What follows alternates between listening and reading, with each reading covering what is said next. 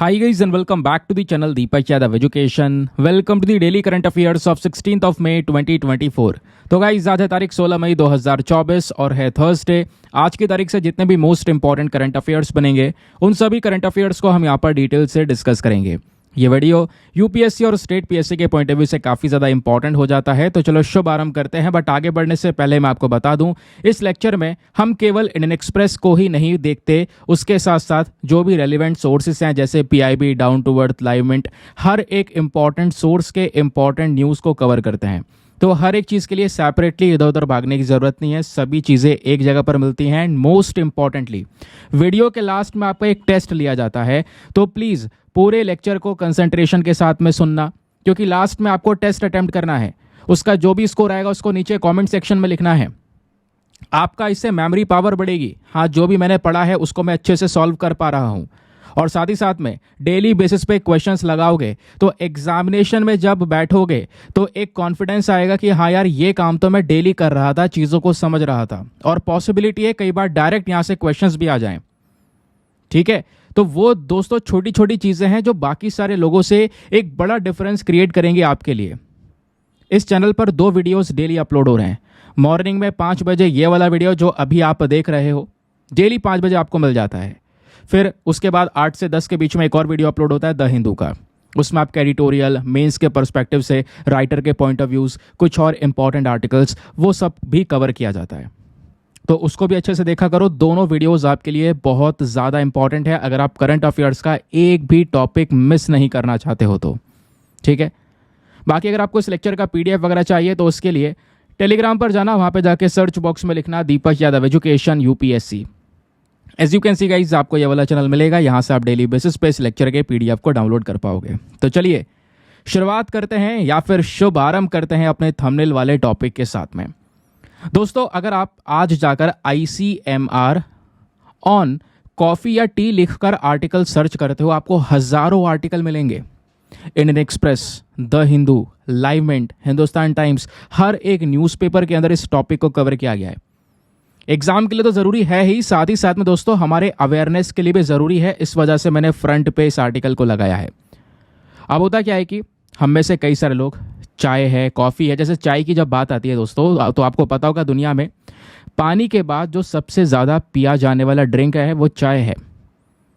ठीक है, ऐसे यहाँ पर कॉफ़ी का कंजम्पशन भी बहुत ज़्यादा होता है। तो दोस्तों, जो हमारा ICMR है, Indian council of medical research, इन्होंने कुछ गाइडलाइंस जारी की हैं। उन गाइडलाइंस में ये बोला है कि भाई आप चाय और कॉफ़ी अगर कंज्यूम कर रहे हो डेली बेसिस पे, तो पहली चीज़ तो उसको लिमिट में करना है। कहोगे इसमें क्या खास बात है ना, ये तो हमको पता है, लेकिन पता होने के बावजूद भी हम ये लिमिट में नहीं कर पाते, या लिमिट में कंजम्पशन नहीं हो पाता। काफ़ी बार लोगों का ज़्यादा कंजम्पशन हो जाता है, लोग 4-4, 5-5 कप चाय पी रहे हैं या 4-4, 5-5 कप कॉफ़ी पी रहे हैं। तो दोस्तों उसका एक बहुत नेगेटिव इम्पैक्ट पड़ेगा। क्यों? चाहे वो चाय हो या कॉफ़ी हो, दोनों में अच्छी खासी मात्रा में कैफीन प्रेजेंट होता है, और आपकी बॉडी के लिए कैफीन का एक आइडियल अमाउंट होता है जो आपकी बॉडी अच्छे से झेल सकती है। और उस कैफीन का फ़ायदा भी होगा अगर आप लिमिट में ले रहे हो, बहुत सारे फ़ायदे होंगे, आपकी मेमोरी को बूस्ट भी करेगा। लेकिन वही चीज़ दोस्तों अगर आप ओवरडोज कर दोगे तो उसको अगर आप देखते हो तो वो फ़ायदे से ज़्यादा नुकसान आपको पहुंचाएगा। तो चलिए देखते हैं ICMR क्या बोलता है। और दूसरी चीज़, ICMR ने एक और चेतावनी दी है कि भाई अगर आप इन चीज़ों का कंजम्पशन करते हैं तो ध्यान रखिएगा कि यहाँ पे कुछ स्टेप्स हैं जिनको फॉलो करना है। वो स्टेप्स अगर आप फॉलो नहीं कर रहे हो तो शरीर से खून कम होने लगेगा, खून सूखने लगेगा, जो थंबनेल में मेंशन किया गया है। अब वो स्टेप क्या है ज़रा ये समझिएगा।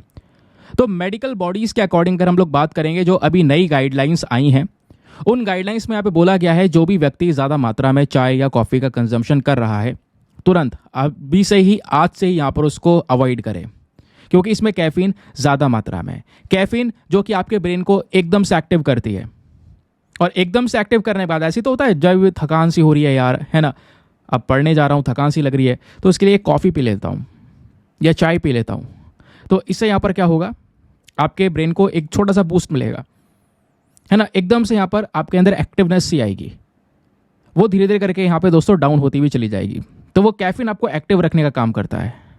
इस वजह से सोने से भी यहाँ पर आपको बचाता है, मतलब आपको नींद अगर आ रही है तो आप एक कॉफ़ी पी सकते हो या चाय पी सकते हो, तो उसके बाद जो नींद है वो कम हो जाती है। कई लोगों को आ जाती है लेकिन फिर भी यहाँ पर कम हो जाती है। अब दोस्तों आर्टिकल में ये भी बताया गया है कि अगर आप देखोगे तो 150 ml जो कप की कॉफ़ी है, इतनी कॉफ़ी में लगभग 80 से लेकर 120 mg ऑफ कैफीन प्रेजेंट होता है। ठीक है, और इंस्टेंट कॉफ़ी की बात करेंगे तो उसमें 50 से लेकर 65 mg के आसपास कैफीन प्रेजेंट होता है। और जब बात आती है चाय की तो वो भी टक्कर में ही है, कोई कम नहीं है। चाय में भी लगभग आप कह सकते हो एक कप चाय में 30 से 65 mg के आसपास ये कैफीन प्रेजेंट होता है। और जबकि आईसीएमआर ने बोला है कि जो डेली इनटेक का डोज है आपका वो 300 mg से ज़्यादा नहीं होना चाहिए।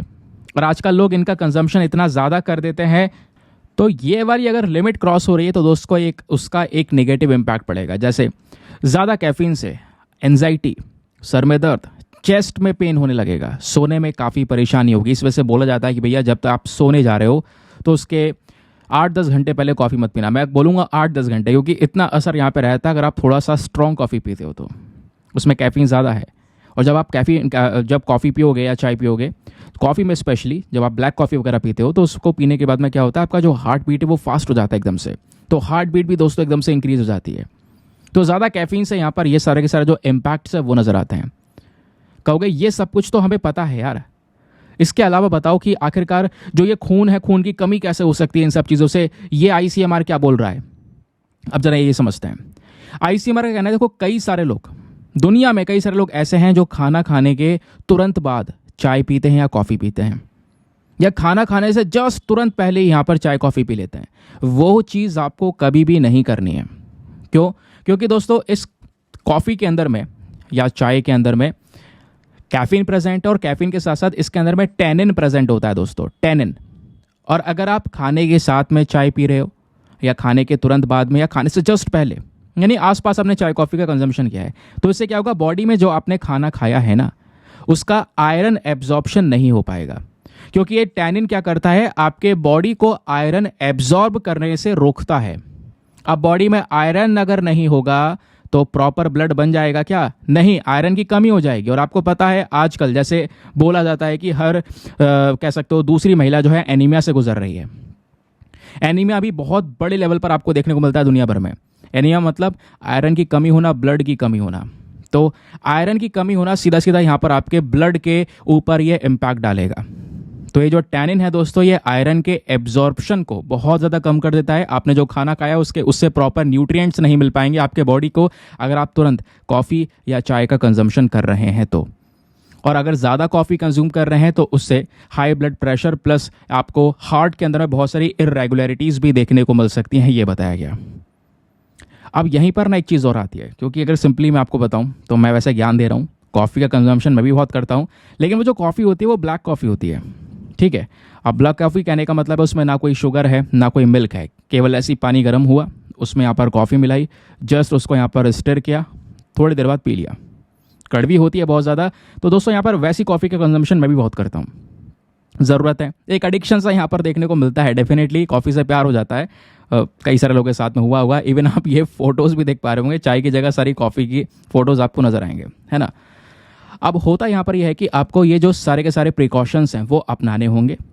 देखना होगा कि भाई आप अपने फूड के आसपास तो कंज्यूम नहीं कर रहे हो। कम से कम 1 घंटे का गैप होना चाहिए। आपने खाना खाया 1 घंटे बाद कंज्यूम कर सकते हो, या खाना आप अभी कॉफ़ी पिए तो 1 घंटे बाद खाना खा सकते हो। इससे क्या होगा, आपके बॉडी को प्रॉपर न्यूट्रिएंट्स मिलेंगे, और बॉडी को न्यूट्रिएंट्स मिलना काफ़ी ज़्यादा ज़रूरी है, बहुत ज़्यादा ज़रूरी है। अब यहीं पर डॉक्टर्स का कहना यह है कि अगर आप चाय पीते हो या कॉफ़ी पीते हो बिना दूध की, तो क्या ये एक अच्छा ऑप्शन होगा? तो उनका कहना यह है, हाँ बिल्कुल एक अच्छा ऑप्शन हो सकता है। इवन यहाँ पे जो काली चाय होती है उसके बहुत सारे बेनिफिट्स होते हैं, है ना। आपको अच्छे न्यूट्रिएंट्स दे सकता है क्योंकि इसमें दूध प्रेजेंट नहीं है, क्योंकि ज़्यादातर जो आपके बॉडी से न्यूट्रिएंट्स खींचता है वो दूध ही खींच रहा है। तो इसमें ना चीनी प्रेजेंट है ना दूध प्रेजेंट है। बढ़िया है, काली कॉफ़ी है, ब्लैक कॉफ़ी है या ब्लैक टी है। तो अगर आप देखते हो तो हमें यह भी समझना होगा, भले ही वो बिना दूध की है लेकिन कैफीन उसमें भी प्रेजेंट है, उस चाय पत्ती में प्रेजेंट है, कॉफ़ी में प्रेजेंट है कैफीन। तो टैनिन उसमें भी है। अब जो टैनिन है वो डायरेक्टली आपके डाइजेशन को या न्यूट्रिएंट एब्जॉर्प्शन को अफेक्ट कर सकता है, वो भी इस चीज़ के अंदर मेंशन किया गया है। तो प्रिकॉशंस के साथ में आपने कंज्यूम करना है, ये हमारी गाइडलाइंस में मेंशन किया गया। आई होप आपको बढ़िया तरीके से हर एक चीज़ समझ में आ चुकी है।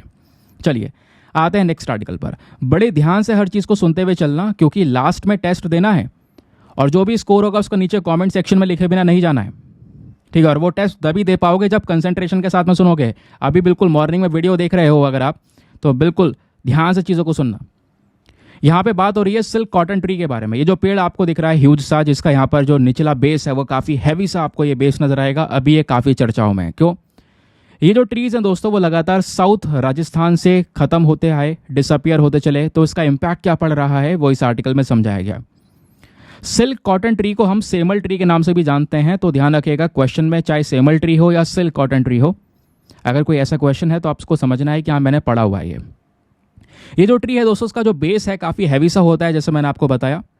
ये ज़्यादातर most deciduous and semi evergreen forest के अंदर में पाए जाते हैं।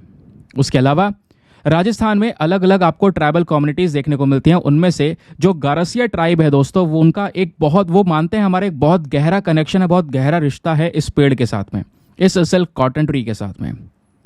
अब इस पेड़ के डिस्ट्रीब्यूशन को देखते हैं कि आखिरकार भारत में कहाँ कहाँ पर पाया जाता है। इंडिया में ये पेड़ अंडमान निकोबार आइलैंड, असम, बिहार, केरला, मध्य प्रदेश, महाराष्ट्र, ओडिशा, पंजाब, राजस्थान एंड उत्तर प्रदेश में भी देखने को मिलता है। इस पेड़ के अपने आप पे इंपॉर्टेंस है, इसका सिग्निफिकेंस है। इंपॉर्टेंस क्या है? ये ट्री दोस्तों फायर रेजिस्टेंट है, यानी इसमें आग नहीं पकड़ती। ये अपने कूलिंग प्रॉपर्टीज के लिए जाना जाता है, काफ़ी ठंडा होता है। और अच्छी बात यहाँ पर यह है कि दोस्तों एक ऐसा ट्री है जिससे बहुत सारा बायोमास हम हर सीजन जनरेट कर सकते हैं, बहुत सारी एनर्जी जनरेट कर सकते हैं, बहुत सारा कार्बन को यहाँ पर ये एब्जॉर्ब करता है। इवन बहुत सारे रिसर्चर्स का मानना यहाँ पर यह है कि एक बहुत अच्छा इंडिकेटर भी है। ये जो पेड़ है इससे क्या चीज़ें पता चलती हैं? मान लो यहाँ पर इसमें फूल जो है काफ़ी लेट से निकल रहे हैं, देर से निकल रहे हैं, इसका मतलब गर्मी काफ़ी खतरनाक पड़ रही है, मॉनसून अब की बार काफ़ी डिले से चल रहा है, ठीक है। उसके अलावा दोस्तों इस पेड़ के आसपास जो कुछ मधुमक्खियां हैं वो भी यहाँ पर रहती हैं, अपना पूरा घोंसला वगैरह बनाती हैं, मतलब छत्ता वगैरह बनाती हैं, है ना, क्योंकि उनको पता है कि उनके इस छत्ते को एक प्रोटेक्शन मिलता है। क्योंकि इस पेड़ में ऊपर देखोगे तो छोटे छोटे कांटे होते हैं, तो जो दूसरा बड़ा जानवर है दोस्तों जो उसको डिस्ट्रॉय करने जाता है वो ऐसा नहीं करेगा, चाहे वो भालू वगैरह हो गया, है ना, तो वो अटैक नहीं करेगा इनके ऊपर में, तो अपने आप को प्रोटेक्ट करते हैं इस पेड़ के पास में। इवन बहुत सारी जो ट्राइबल कम्युनिटीज़ के मेंबर्स हैं वो इस पेड़ की जो लाल रूट है, जो जड़ें हैं, उसको कंज्यूम भी करते हैं, है ना, खाते हैं उसको मॉनसून के समय पर, तो इसके भी बहुत सारे बेनिफिट्स माने जाते हैं दोस्तों। उसके अलावा जो कथोड़ी ट्राइब है, ये वाले ट्राइबल कम्युनिटी के जो लोग हैं दोस्तों इस पेड़ की लकड़ी का इस्तेमाल करते हैं म्यूजिकल इंस्ट्रूमेंट्स बनाने के लिए, बांसुरी, गिटार, ये सारी चीज़ें बनाने के लिए। जबकि जो भिल ट्राइब के मेंबर्स हैं दोस्तों वो इसका इस्तेमाल करते हैं यूटेंसिल्स, बर्तन बनाने के लिए भी इस लकड़ी का यूज़ किया जाता है। तो ये सिल्क कॉटन ट्री के बारे में कुछ स्पेसिफिक इंफॉर्मेशन है, ध्यान रखिएगा, रेलिवेंट है।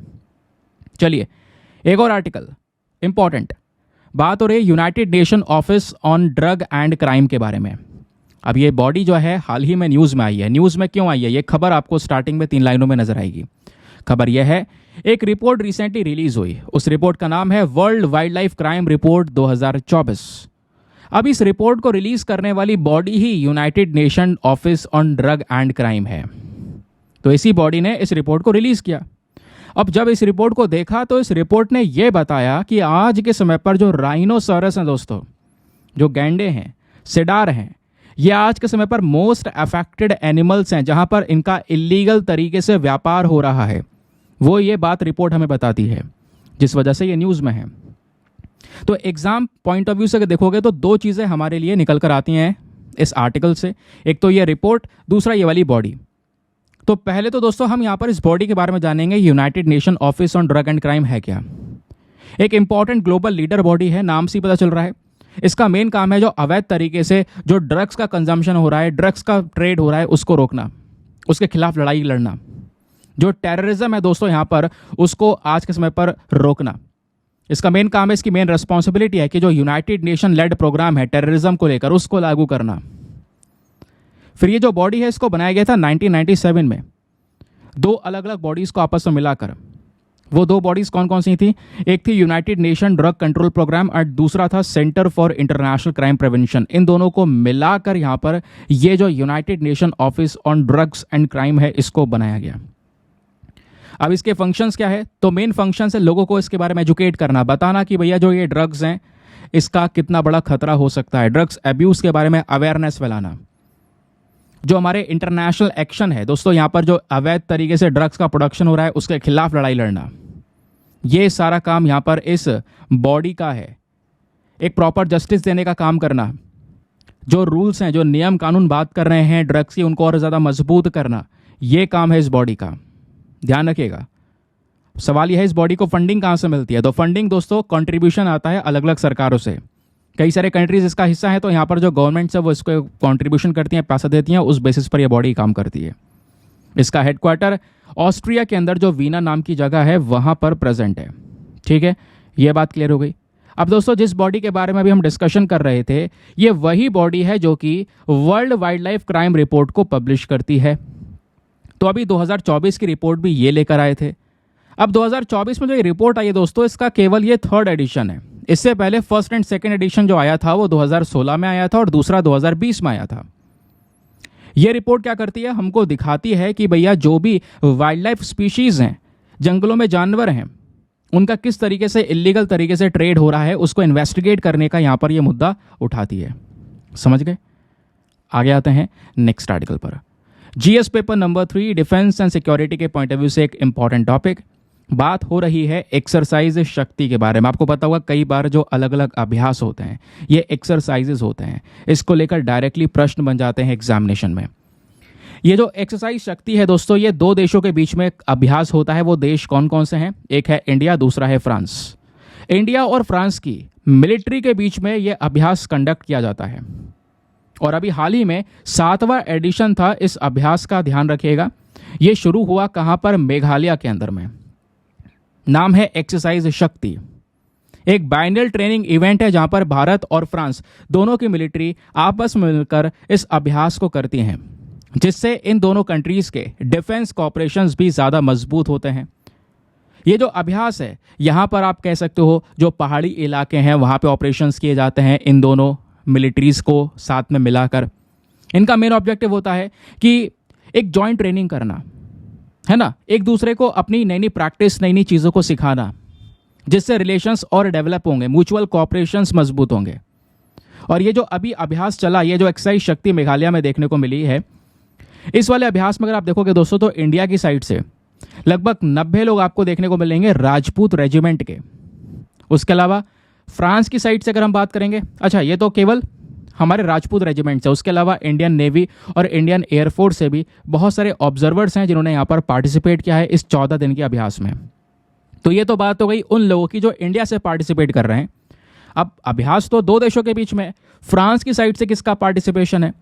तो फ्रांस की साइड से आप देख पाओगे अगेन 90 लोग हैं। इनकी यहाँ पर जो 13th foreign ligand half brigade है वहाँ से ये 13 लोग आते हैं। ठीक है, अगर हम एग्जैक्ट तरीके से देखें तो केवल नाम ध्यान रखिएगा। एक्सरसाइज शक्ति कौन से 2 देशों के बीच में होती है? वो है इंडिया एंड फ्रांस। ज़्यादातर ऐसे ही क्वेश्चंस बनते हैं। आगे आते हैं नेक्स्ट आर्टिकल पर। आगे बढ़ने से पहले दोस्तों मेक श्योर करो वीडियो पे लाइक का बटन प्रेस कर दो यार। 2000 लाइक्स का टारगेट होता है, उसको तो पहुंचा ही सकते हो ना। चलो फटाफट, यहाँ तक पहुंच चुके हो, लाइक के बटन पर ठोक दो। अब बात आती है चाबार पोर्ट की बात। चाबार पोर्ट जो कि हाल ही में काफ़ी न्यूज़ में रहा है, लेकिन यहाँ पे कुछ डिटेलिंग्स दोस्तों मैं आपको बता रहा हूँ, वो डिटेलिंग्स ध्यान रखना। क्वेश्चन कैसे बन सकता है वो भी आपको पता चलेगा, लास्ट में टेस्ट देना है, ध्यान रखना, याद दिला रहा हूँ वापस। तो चाबार पोर्ट हाल ही में न्यूज़ में आया, आपको पता है ये वो चाबार पोर्ट है जो ईरान में प्रेजेंट है। भारत और ईरान के बीच में दोस्तों चाबार पोर्ट को लेकर 10 साल का एग्रीमेंट किया गया कि इस पोर्ट की ओनरशिप इंडिया के पास में आ जाएगी और वो हर 10 साल बाद ऑटोमेटिकली एग्रीमेंट रिन्यू होता चलेगा। यानी भारत के पास में ये चाबार पोर्ट कंप्लीटली आ चुका है। ये वो चाबार पोर्ट है जो दोस्तों जिससे हम सीधा अफगानिस्तान के जरिए ऊपर सेंट्रल एशियन कंट्रीज में पहुंचेंगे और यहाँ से सीधा रशिया पहुंच पाएंगे, रशिया से यूरोप पहुंच पाएंगे। ये वो रास्ता है। अगर हम पहुंचना चाहें तो यहाँ से ही पहुंच सकते थे, बट यहाँ से पाकिस्तान क्रॉस करना पड़ेगा। पाकिस्तान के साथ में रिलेशंस अच्छे हैं नहीं। तो ये चाबार पोर्ट क्या कर रहा है, पाकिस्तान के ऊपर जो हमारी डिपेंडेंसी है, जो हमारी निर्भरता है, उसको ख़त्म करने का काम कर रहा है कि भैया सीधा चाबार पोर्ट पहुंचेगा हमारा सामान अफगानिस्तान से निकलकर सेंट्रल एशिया और सेंट्रल एशिया से सीधा ऊपर रशिया। समझ गए? तो अभी इसको लेकर एक एग्रीमेंट साइन हुआ जिसकी वजह से यह हाल ही में काफ़ी न्यूज़ में आया। अब एग्जाम पॉइंट ऑफ व्यू से आपको चाबार पोर्ट के बारे में कुछ स्पेसिफिक चीज़ें पता होनी चाहिए। जैसे नंबर 1 पॉइंट दोस्तों, एक डीप वाटर पोर्ट है। यहाँ के आसपास का जो पानी है, जो समुद्री पानी है, वो काफ़ी गहरा है। जहाज़ बिल्कुल किनारे तक जा सकता है इस बंदरगाह के। ये कहाँ पे लोकेटेड है? ईरान के अंदर सिस्तान बलूचिस्तान प्रोविंस में। ये जो चाबार पोर्ट है दोस्तों, ये गल्फ ऑफ ओमान पे लोकेटेड है, ध्यान रखिएगा, और स्ट्रेट ऑफ हॉर्मूज के जस्ट मुंह पर। आप कहोगे ये क्या है यार? ये देखो, ये है गल्फ ऑफ ओमान और ये है अपना स्ट्रेट ऑफ हॉर्मूज।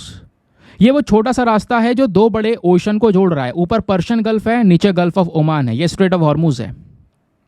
तो ये जो चाबार पोर्ट है दोस्तों, यहीं पास में ही है ना, गल्फ ऑफ ओमान के जस्ट बिल्कुल आप यहीं पर इसी गल्फ पर कह सकते हो, और स्ट्रेट ऑफ हॉर्मूज के जस्ट पास में। तो ये दोनों चीज़ें यहाँ पर हमारे इस चाबार पोर्ट के पास में ही लोकेटेड हैं। और ध्यान रखिएगा, ये इकलौता ईरान का ऐसा पोर्ट है जो सीधा इंडियन ओशन से जुड़ता है। ये अरेबियन सी है, नीचे इंडियन ओशन ही तो है ये। तो दोस्तों ये इकलौता ऐसा पोर्ट है जो इंडियन ओशन के साथ में कनेक्टिविटी रखता है।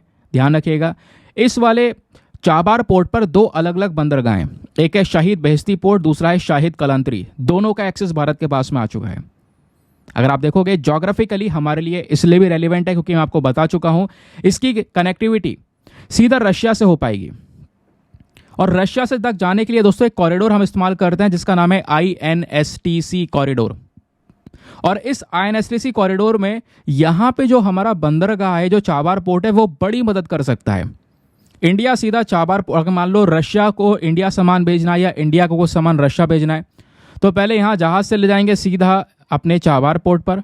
अब भारत के पास में एक्सेस है, फिर ट्रेन के जरिए यहाँ पर ऊपर पहुंचेगा, देन उसके बाद यहाँ पर जाएगा और इस तरीके से आगे रशिया पहुंच जाएगा। या रशिया को ही भेजना होगा तो वो इसी रूट के जरिए हमें सामान भेजेगा। रशिया ऑलरेडी इस रूट के जरिए हमको अनाज भेज चुका है अपनी एग्रो एक्सप्रेस ट्रेन चलाकर। यहाँ तक आई गाड़ी, उससे के बाद यहाँ पर दोस्तों जो सामान है, जो भी अनाज हमने मंगाए थे, वो जहाज़ के ज़रिए मुंबई पहुँचाया गया। तो ये सब हो पा रहा है इसी चाबार पोर्ट के माध्यम से। चाबार पोर्ट दोस्तों बिल्कुल पास में ही है। यहाँ पर गुजरात है, नीचे फिर मुंबई के पोर्ट से आपको नजर आएंगे। कांडला पोर्ट गुजरात में है, वो लगभग चाबार पोर्ट से 550 नॉटिकल माइल्स दूर है।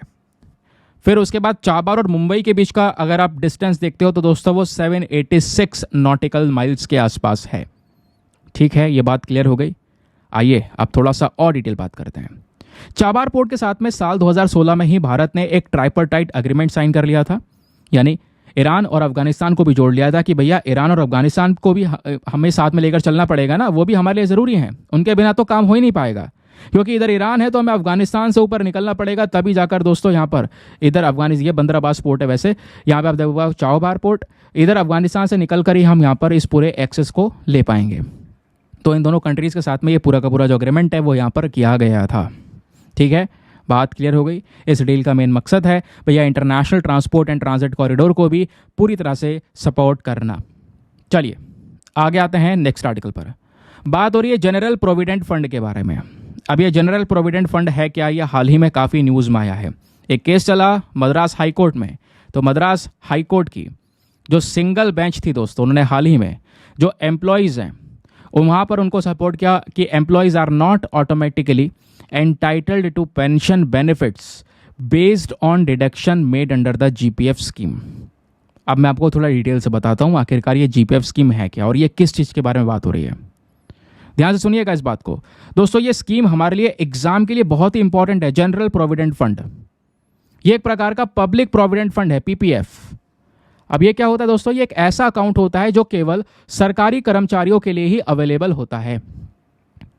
सरकारी कर्मचारी इस अकाउंट का करेगा क्या, वो भैया जो काम कर रहे हैं, जो पैसा जो सैलरी उनको मिल रही है, उस सैलरी का थोड़ा अमाउंट काट काट के इस अकाउंट में जमा करते चलेंगे। ठीक है, उस पर इंटरेस्ट मिलता चलेगा। लास्ट में रिटायरमेंट के समय पर इकट्ठा वो सारा पैसा निकाल लेंगे। तो ये है वो अकाउंट। तो रिटायर के समय पर दोस्तों जो एम्प्लॉयज़ हैं वो उनको प्रॉपर पूरा सारा का सारा जो अमाउंट उन्होंने इकट्ठा किया है पूरे सर्विस के दौरान, जो भी पैसा जमा करते रहे थे, उस पर इंटरेस्ट लग के, ब्याज लग के सारा पैसा मिल जाएगा। तो ये जनरल प्रोविडेंट फंड के जो रूल्स हैं, इसके अकॉर्डिंग अगर हम बात करेंगे तो कौन कौन व्यक्ति ऐसे अकाउंट को ओपन करवा सकता है, इसके लिए एलिजिबल है। तो पहली चीज़, जितने भी टेम्पररी गवर्नमेंट सर्वेंट्स हैं वो सब अलाउ हैं, है ना, जिन्होंने भी यहाँ पर सर्विस दी है 1 साल के लिए। दूसरा, जितने भी री एम्प्लॉयड पेंशनर्स हैं। तीसरा, जितने भी परमानेंट गवर्नमेंट सर्वेंट्स हैं। सभी गवर्नमेंट सर्वेंट्स दोस्तों यहाँ पर एलिजिबल हैं इस जनरल प्रोविडेंट फंड को, ये जो अकाउंट है ये ओपन करवाने के लिए। अब ये कॉन्ट्रीब्यूशन क्या होगा? पहली बात दोस्तों, ये जो स्कीम है कंपलसरी भी है हर एक सरकारी कर्मचारी के लिए, है ना। कर्मचारी के लिए ज़रूरी है कि भाई वो यहाँ पर इस फंड में क्या करेंगे, अपने सैलरी का कुछ प्रतिशत हर बार जमा करते चलेंगे, और वो जो कंट्रीब्यूशन है वो उनकी मंथली सैलरी में से कम होता चले जाएगा, कटता चले जाएगा। भैया वो पैसा निकाल देंगे, वो इन फंड में डाल देंगे, जो पैसा बचा सैलरी का वो उनको दे दिया जाएगा। अब जो फंड में पैसा जमा है वो सिक्योर है, बस क्या हो रहा है, उस पर इंटरेस्ट और मिल रहा है, वो पैसा बढ़ता चले जा रहा है। अब वो जो एम्प्लॉयज़ हैं एट द लास्ट रिटायरमेंट के समय पर इकट्ठा वो सारा पैसा निकाल सकते हैं, उस पर ब्याज भी लग चुका है, एक बड़ा अमाउंट मिलेगा उनको। पेंशन आपके ऐसे तो चल रहे हैं। फिर बात आती है विड्रॉवल की। तो जो एम्प्लॉयज़ है दोस्तों वो अपनी इन सेविंग्स को क्या कभी विड्रॉ नहीं कर सकते? ऐसा प्रश्न भी तो आएगा। अगर मान लो बीच में ज़रूरत पड़ गई पैसों की, तो क्या निकाल पाएंगे या नहीं निकाल पाएंगे? बिल्कुल निकाल पाएंगे, है ना। कैसे? मान लो रिटायरमेंट हो गया या अपनी सर्विस से रिजाइन कर दिया, तो उसके बेसिस पर वो अमाउंट को विड्रॉ कर पाएंगे। या कोई अर्जेंट ज़रूरत पड़ गई अलग अलग रीज़न के लिए, शादी है, एजुकेशन के लिए चाहिए, मेडिकल इमरजेंसी के लिए चाहिए, तो उस बेसिस पर ये अमाउंट दिया जाएगा।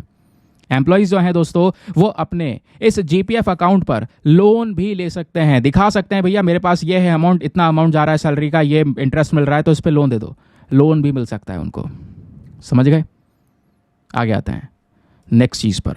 ये जो जीपीएफ सम है दोस्तों, जो भी टोटल अमाउंट होगा, मान लो एक व्यक्ति है जिसके नाम पे पूरा जीपीएफ अकाउंट खुला था, अब उसकी डेथ हो गई है, तो क्या होगा? वो पैसा डूब गया क्या सब? नहीं।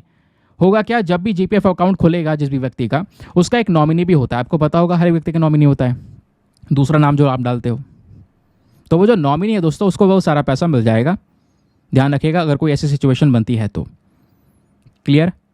अब दोस्तों ये जो पूरी जीपीएफ स्कीम है इसको कौन कंट्रोल कर रहा है? Department of pension and pensioners, ये इसको यहाँ पर दोस्तों कंट्रोल कर रहे हैं। ये डिपार्टमेंट आता है ministry of personnel public grievance and pensions के अंडर में। ये जो स्कीम है अलग अलग प्रकार की बेनिफिट्स प्रोवाइड करवाता है गवर्नमेंट एम्प्लॉयज़ को, जिसमें टैक्स की बचत और ये इन्वेस्टमेंट में जो रिस्क है वो काफ़ी ज़्यादा कम है, और रिटर्न भी गारंटी मिलेंगे। ऐसा नहीं रिटर्न नहीं मिलेंगे, गारंटीड रिटर्न मिलेंगे। एक तरीके से गवर्नमेंट एम्प्लॉयज़ का इन्वेस्टमेंट है ये। तो ये यहाँ पर इस स्कीम के टोटल बेनिफिट्स हो गए। चलिए आते हैं एक और इम्पॉर्टेंट आर्टिकल पर। बात हो रही है माही रिवर के बारे में। अब चलिए, माही रिवर क्यों है न्यूज़ में? क्योंकि अभी हाल ही में 2 नौजवान व्यक्ति इस माही रिवर के अंदर में डूब कर खत्म हो गए। लगभग बात है कोटना विलेज के पास ही, जिस वजह से खबर काफ़ी चर्चा में आई और माही रिवर बहुत ज़्यादा हाईलाइट की गई। माही रिवर की जब बात करते हैं दोस्तों, तो एक वेस्ट फ्लोइंग इंटरस्टेट रिवर है, एक ऐसी नदी जो वेस्टर्न साइड बहती है। भैया ये हो गया वेस्ट और ये हो गया ईस्ट।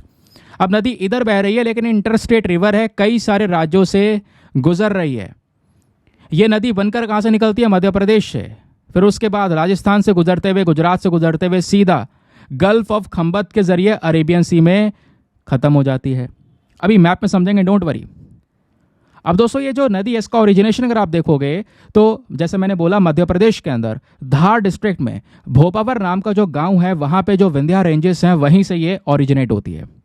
अगर ये पर्टिकुलर मैप देखोगे तो ये है माही रिवर, मध्य प्रदेश से निकलती है दोस्तों, और इस तरीके से यहाँ पर गुजरात से होते हुए, साथ ही साथ में गुजरात के साथ साथ अगर आप देखोगे तो राजस्थान से भी होते हुए, क्योंकि यहाँ पर बीच में इसका एक यू टर्न आता है गुजरात राजस्थान के पास में, तो इस तरीके से होते हुए ऐसे निकल कर आती है और निकलते निकलते सीधा जो गल्फ ऑफ कैम्बे है, इसको हम गल्फ ऑफ खंबत के नाम से भी जानते हैं, इस वाली खाड़ी में आकर ये नदी गिर जाती है सारी।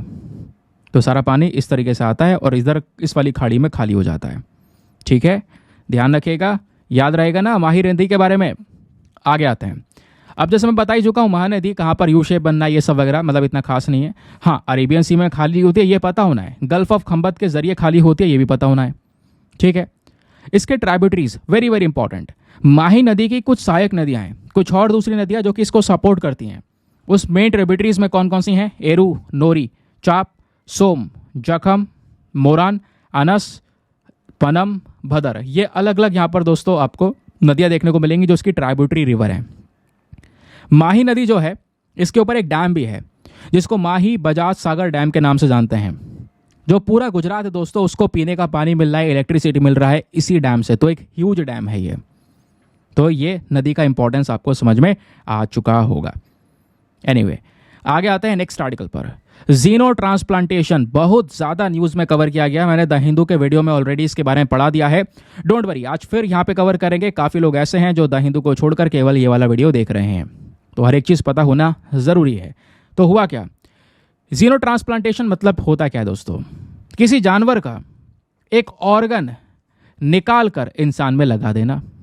और उन जानवर की कैटेगरी में सबसे पहले दोस्तों पिग को, सुअर को चूज किया जाता है। क्यों? सुअर के ढेर सारे जो ऑर्गन्स हैं वो बिल्कुल ह्यूमंस के ऑर्गन की तरह काफ़ी ज़्यादा सिमिलर हैं। चाहे इनका लीवर हो गया, चाहे इनका हार्ट हो गया, ह्यूमन से काफ़ी सिमिलैरिटीज़ यहाँ पे नज़र आती है।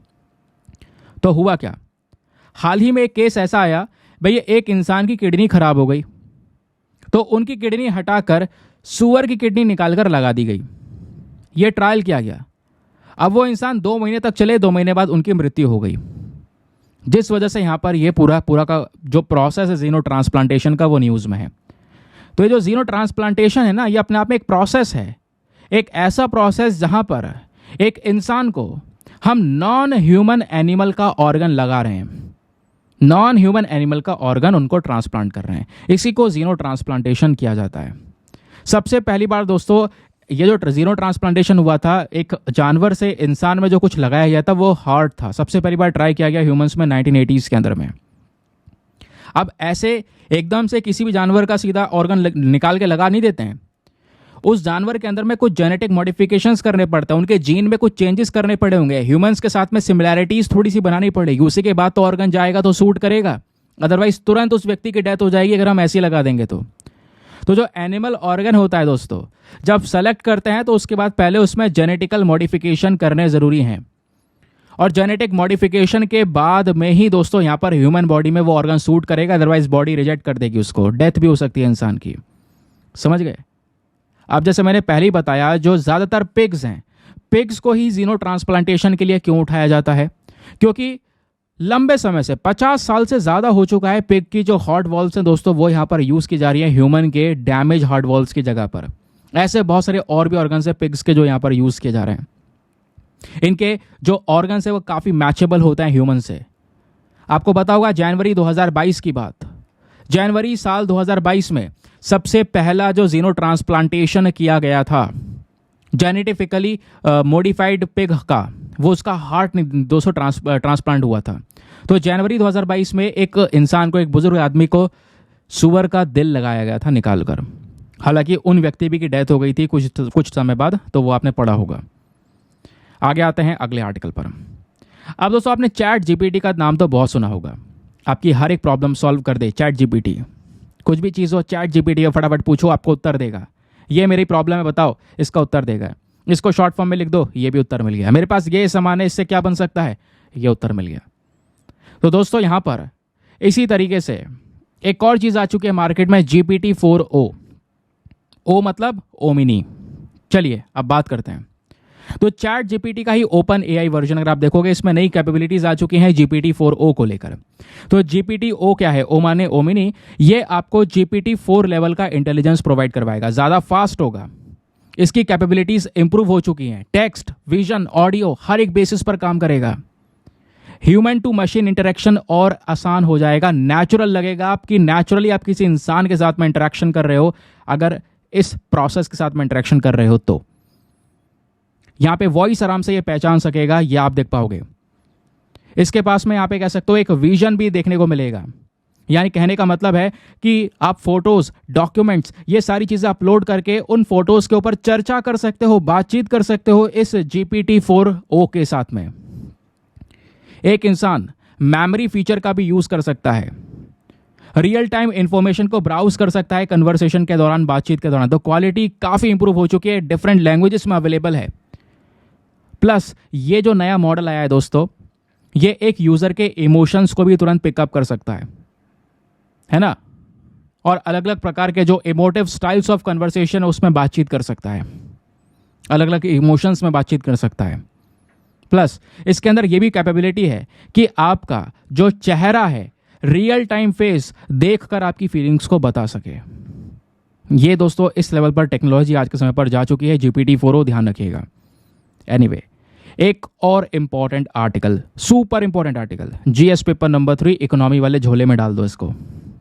बात हो रही है IIBX के बारे में। IIBX क्या है? यह है इंडिया इंटरनेशनल बुलियन एक्सचेंज। यहीं पर जो ये वर्ड बुलियन है ना, ध्यान रखिएगा, इसका मतलब है गोल्ड, सिल्वर, सोना चांदी, सोना चांदी के ईंट बिस्किट जो भी चीज़ है दोस्तों। हुआ क्या है, इन सोना चांदी को लेकर जो व्यापार होता है ना, एक एक्सचेंज ट्रेड होता है, वो इस IIBX में होता है। यही है इंडिया इंटरनेशनल बुलियन एक्सचेंज। हुआ क्या है, स्टेट बैंक ऑफ इंडिया हाल ही में दोस्तों इसका एक पहला ट्रेडिंग और क्लियरिंग मेंबर बन चुका है। किसका? IIBX का। इस वजह से SBI भी न्यूज़ में है और IIBX भी न्यूज़ में है। एग्जाम पर्सपेक्टिव से आपको यह IIBX के बारे में पता होना चाहिए, ये आखिरकार है क्या। तो दोस्तों ये इंडिया का खुद का पहला इंटरनेशनल बुलियन एक्सचेंज है, जहां पर गोल्ड और सिल्वर को लेकर ट्रेड चलता है, एक्सचेंज होता है। ये आप कह सकते हो गिफ्ट सिटी गुजरात के अंदर प्रेजेंट है। IFSC मतलब समझ रहे हो, international Financial service centre. Gujarat की यहाँ पर एक फाइनेंस टेक सिटी है, गिफ्ट सिटी नाम दिया गया है। फाइनेंस को लेकर बहुत वर्क होता है वहाँ पे, गुजरात के गांधीनगर में। तो वहीं पर बेस्ड आपको ये इंडिया का इंटरनेशनल बुलियन एक्सचेंज सेंटर भी नजर आएगा। ये पूरा कॉन्सेप्ट अगर आप देखोगे तो इस कॉन्सेप्ट के बेसिस पर क्या है, ये आपको एक रास्ता देता है जिसके बेसिस पर आप बहुत सारा गोल्ड और सिल्वर इंपोर्ट कर सकते हो इंडिया में।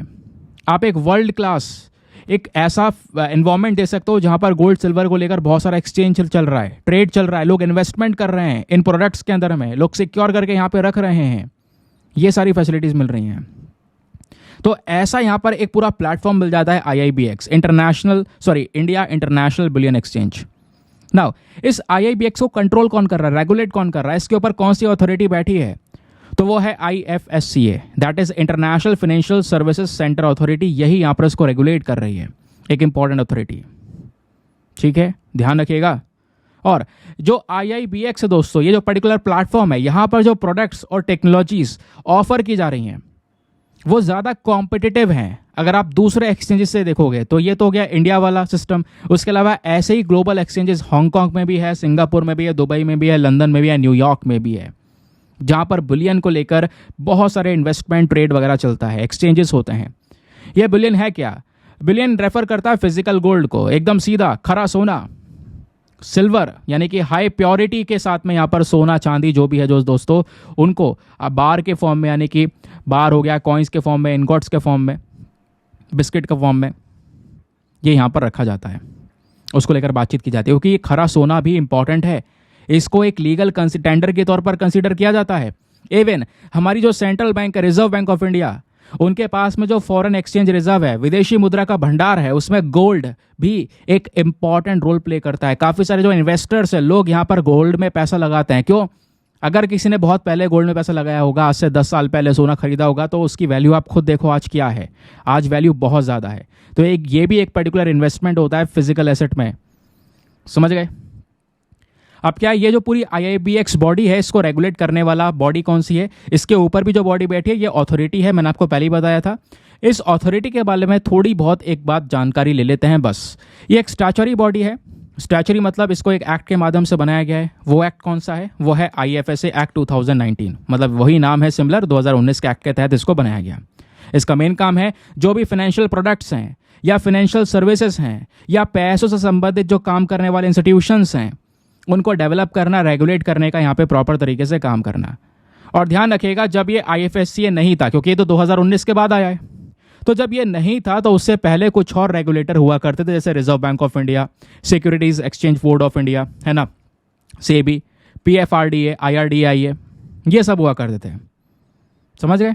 चलिए अब आती है यहाँ पर अपने टेस्ट की बारी। चलिए दोस्तों, रेडी हो जाइए टेस्ट के लिए। देखते हैं आपने कितने अच्छे से, कितने कंसंट्रेशन, कितने मेमोरी के साथ में हर एक चीज़ को सुना है।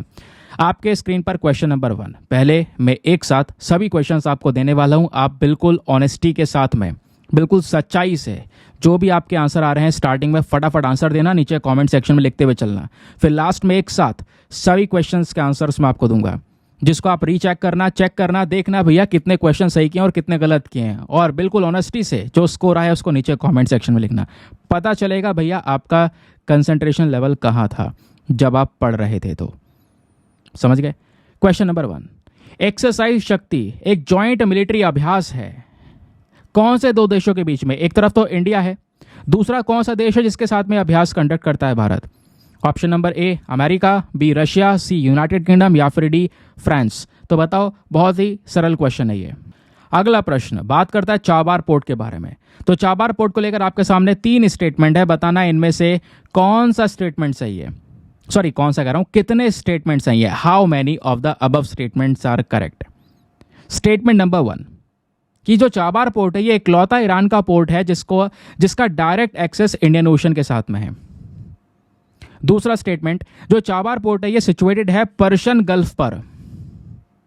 तीसरा स्टेटमेंट, जो चाबार पोर्ट है दोस्तों ये एक की ट्रांजिट सेंटर है international north south transport corridor का, आईएनएसटीसी का एक इंपॉर्टेंट हिस्सा है। तो बताइए तीनों में से कितने स्टेटमेंट सही हैं। हाउ मैनी, फिर से बोल रहा हूं, ध्यान रखिएगा। ऑप्शन नंबर ए केवल एक स्टेटमेंट सही है, बी केवल 2 सही है, सी तीनों सही है या डी सारे गलत हैं। बताइए क्या होना चाहिए उत्तर। नाउ नेक्स्ट इंटरेस्टिंग क्वेश्चन बात करता है United Nations office on drugs and crime के बारे में। तो ये जो बॉडी है दोस्तों इसको लेकर आपके सामने 2 स्टेटमेंट से बताइए कौन सा सही है। पहला, ये जो बॉडी है इसकी मेन रिस्पॉन्सिबिलिटी है कि United Nation led program on terrorism को भी इंप्लीमेंट करना, टेररिज्म को लेकर बातचीत करना। दूसरा, ये जो बॉडी है दोस्तों ये world wild life crime report को पब्लिश करने का काम करती है। तो बताइए दोनों में से कौन सा स्टेटमेंट सही है। Option number A 1 only, B 2 only, C दोनों सही हैं या डी दोनों के दोनों गलत हैं। नाउ नेक्स्ट क्वेश्चन बात करता है माही रिवर के बारे में। माही रिवर को लेकर आपके सामने 3 स्टेटमेंट है, बताइए इनमें से कितने स्टेटमेंट सही हैं। How many of the above statements are correct. Statement number 1, Mahi river एक मेजर वेस्ट फ्लोइंग रिवर है इंडिया की, वेस्टर्न साइड में बहती है। दूसरा, ये नदी मध्य प्रदेश, राजस्थान और गुजरात से गुजरती है। तीसरा, ये जो नदी है दोस्तों ये अरेबियन सी में खाली हो जाती है गल्फ ऑफ खंबत के रास्ते के थ्रू। तो बताइए तीनों में से कितने स्टेटमेंट सही हैं। ऑप्शन नंबर ए केवल 1, बी केवल 2, सी तीनों सही हैं या डी तीनों के तीनों गलत हैं। नाउ अगला क्वेश्चन बात करता है इंडिया में which one of the following organization, नीचे ऑप्शन में दिए गए अलग अलग संगठनों में से कौन सा एक संगठन है भारत में जो इंडिया इंटरनेशनल बुलियन एक्सचेंज को रेगुलेट करने का काम करता है। Option number A Reserve Bank of India, या फिर B Securities and Exchange Board of India, या फिर सी मिनिस्ट्री ऑफ फाइनेंस, या फिर D International Financial Services Centre authority. तो बताइए इसका सही उत्तर क्या होना चाहिए।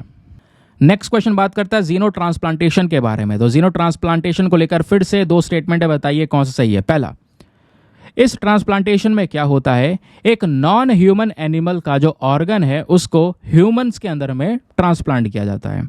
दूसरा, ये जो जीनो ट्रांसप्लांटेशन है इसमें जेनेटिक मॉडिफिकेशन करना एक एनिमल ऑर्गन का बहुत ही ज़्यादा ज़रूरी है। तो एक एनिमल ऑर्गन का जेनेटिकल मॉडिफिकेशन किया जाता है। तो बताइए दोनों में से कौन सा स्टेटमेंट सही है। Option number A 1 only, B 2 only, C दोनों सही हैं या डी दोनों के दोनों गलत हैं। तो दोस्तों ये थे हमारे सारे के सारे क्वेश्चंस। आई होप आप लोगों ने सभी क्वेश्चंस को बिल्कुल सही अटेम्प्ट किया होगा। चलिए मैं आपको एक एक करके सभी क्वेश्चंस का आंसर्स बता रहा हूं, आप चेक कीजिएगा कितने सही किए कितने गलत किए हैं। आखिरी वाले क्वेश्चन से आंसर को देखना शुरू करते हैं। तो यहाँ पे आपसे पूछा गया था जीनो ट्रांसप्लांटेशन को लेकर जो 2 स्टेटमेंट है बताइए कितने सही हैं। यहाँ पर दोनों सही हैं। पता है ना, बढ़ाया था भैया जो हमारे नॉन ह्यूमन एनिमल सोर्स हैं उनके ऑर्गन्स को यहाँ पर ट्रांसप्लांट किया जाता है ह्यूमन में। ये वही प्रोसेस है जीनो ट्रांसप्लांटेशन। इसमें ऑर्गन का जेनेटिक मॉडिफिकेशन करना जरूरी है। ठीक है, तो option number C both 1 and 2 is the correct answer. फिर आपसे पूछा गया Indian International Bullion Exchange organisation को रेगुलेट करने वाली बॉडी कौन सी है। तो वो है option number D International Financial Service Authority, centre authority. तो option number D is the correct answer. फिर आपसे पूछा गया माही नदी को लेकर बताइए तीनों में से कौन सा स्टेटमेंट सही है, कौन सा नहीं, कितने सही है। यहाँ पर तीनों के तीनों स्टेटमेंट सही है। माही नदी जो कि बिल्कुल एक वेस्ट फ्लोइंग रिवर है। दूसरा, ये मध्य प्रदेश से शुरू होती है, राजस्थान गुजरात से होते हुए अरेबियन सी में गिर जाती है गल्फ ऑफ खंबत के रास्ते के थ्रू।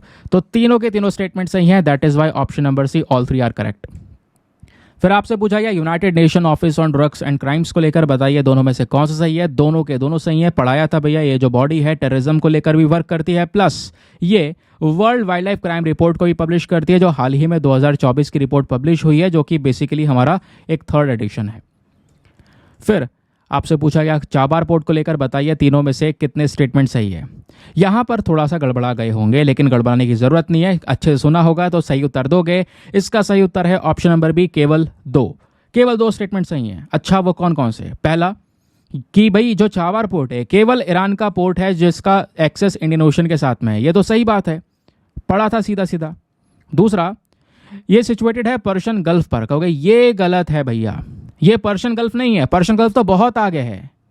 तो ये जो पोर्ट सिचुएटेड है दोस्तों, ये गल्फ ऑफ ओमान पर सिचुएटेड है। ध्यान दिया होगा इस बात पर, गल्फ ऑफ ओमान है ना, Hormuz strait, straight of Hormuz अभी बताया था। तो दूसरा वाला स्टेटमेंट हो गया गलत। तीसरा वाला सही है कि हाँ, आईएनएसटीसी कॉरिडोर में इस चाबार पोर्ट का एक अहम रोल है। That is why option number B, केवल 2 स्टेटमेंट्स सही हैं।